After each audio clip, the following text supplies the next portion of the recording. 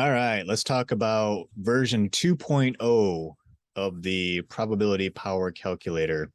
I love the updates that they've done to this. So first of all, if your probability power calculator does not say version 2.0, then remove the indicator, whatever version you have. Go to your indicators, go to invite only scripts, and then click on the probability power calculator. When you remove and add any of these scripts, it's always going to give you the latest version. So if you don't have the latest version, just remove it and re-add it. You'll get the latest version. So make sure that it says version 2.0 on your power calculator. Now, some of the updates that they've done. First of all, they've added extensions, and they're called wing extensions in the settings. But what you can see here is when you, however you have the probability power box divided, I have mine divided into thirds, so you can see I have it divided into thirds, and then it shows me, it gives me those extensions onto the chart. So the bottom edge of the red zone here, top of the gray zone, and where the gray zone and the green zone meet here, there's also another extension there.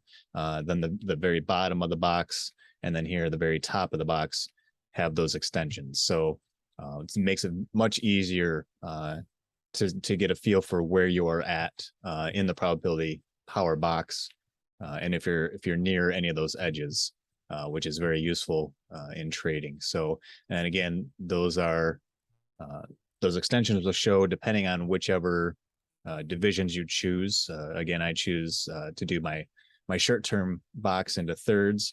If you just show you, if you change that to tenths and divide it by 10, then you'll actually see all 10 of those extensions, those wing extensions on the chart, as well as the top and the bottom of the box on top of that. So whatever you divide it by, it's going to show you those extensions on your chart, which is very nice.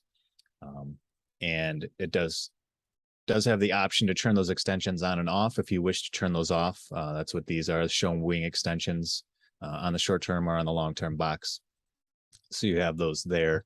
And it does show, again, it shows the extensions on the long term probability box as well. You can see here at the bottom of the long term box, you have that extension here, and you can see the dots are bigger than the extensions on the short term box. So it gives you a clear indication that that's for the long extension for the long term calculator with those bigger dots. So you'll have those extensions on the top and the bottom of the long term box. Also, another update they made is the edges of the long term box have a gray line on them. So let me clear this out and expand this so you can see that a little better. Let me actually clear those drawings, sorry.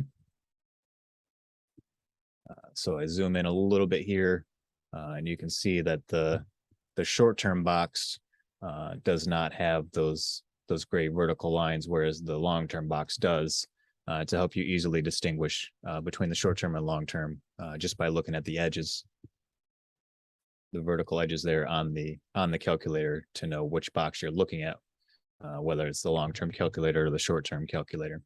And lastly, another thing that they added is this yellow line smack dab in the middle of the short-term box. So that way, you know, it's easier to feel where you're at if you're near that 50-50 line in the short-term probability box.